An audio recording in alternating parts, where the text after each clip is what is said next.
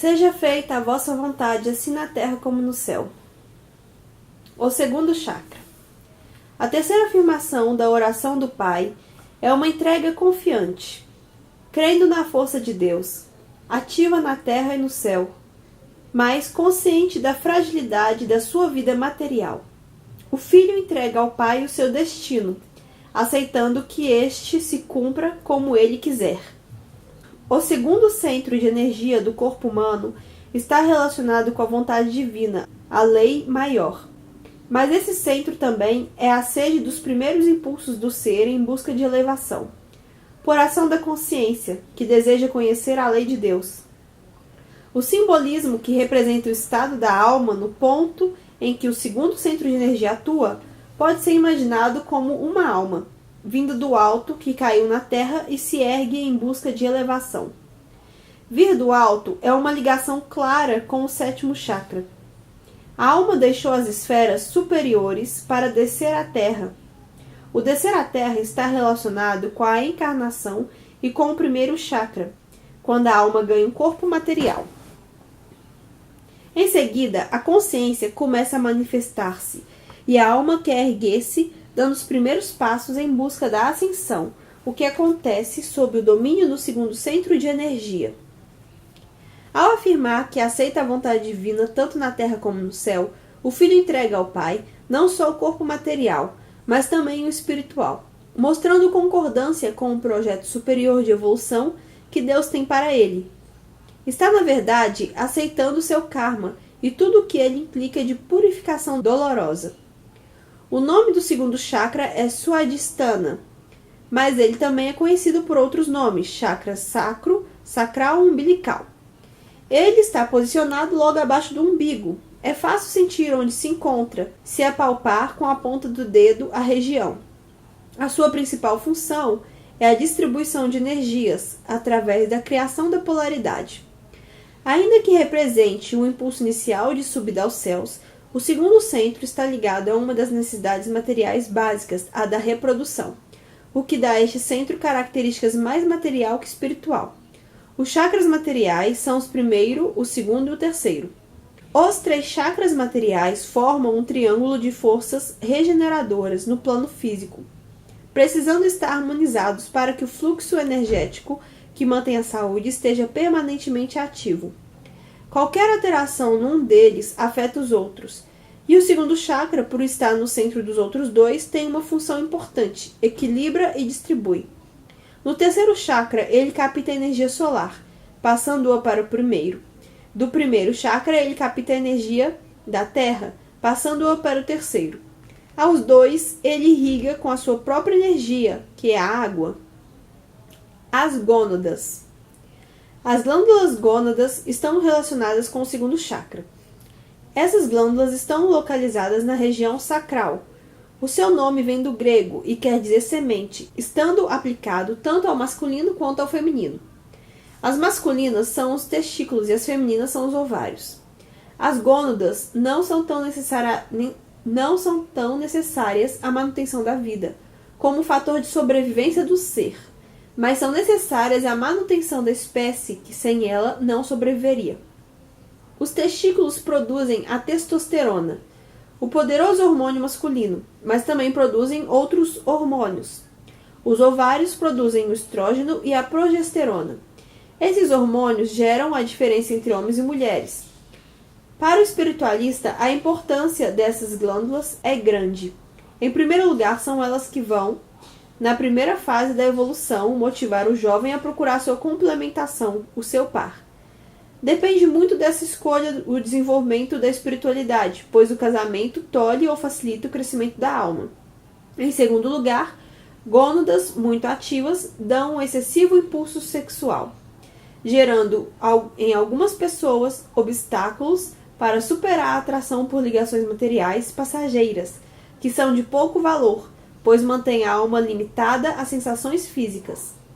Gônadas pouco ativas geram algumas indefinições quanto ao papel do sexo na vida, ou quanto ao sexo predominante na personalidade. Nem de longe queremos levar a ideia de que o sexo é negativo ou que pode impedir a evolução espiritual. Ao contrário disso, o sexo bem orientado é uma permanente fonte de energia de excelente qualidade, podendo ser essa energia transmutada em alterações vibracionais que aproximem a alma da perfeição ideal.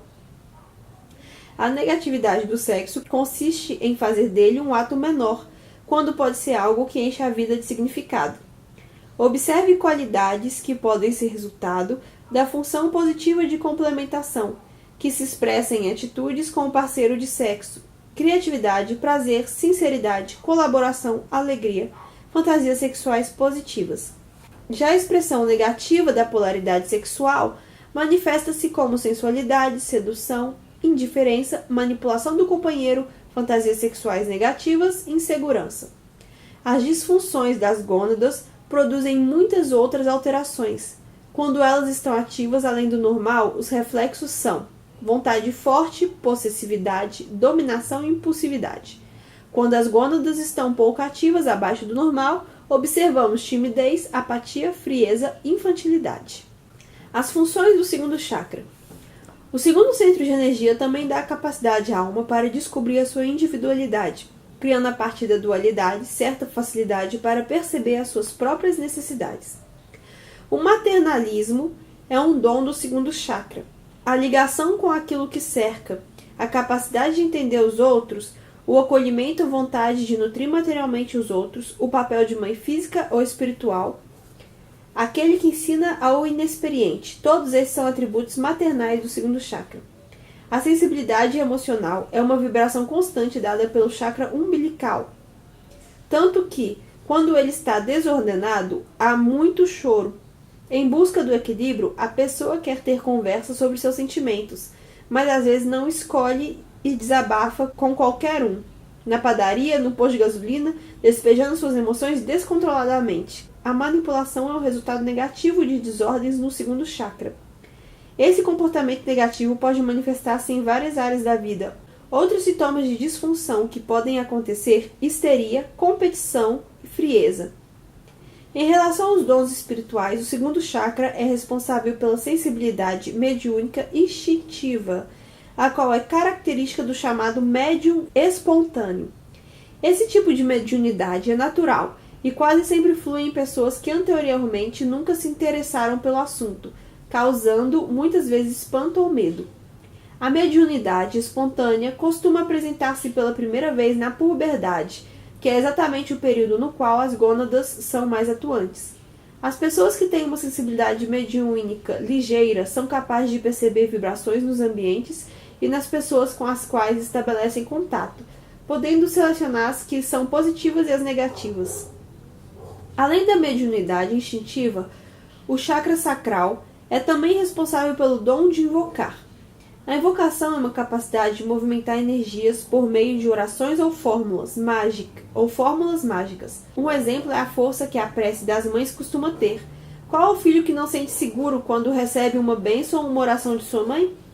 Quando o segundo chakra é bem desenvolvido, há muita facilidade para entender as mensagens do inconsciente. Não é por acaso que os bons psicólogos e psiquiatras apresentam esse centro de energia bem amplo e ativo. Um outro dom que vem através do segundo centro de energia é magnetismo.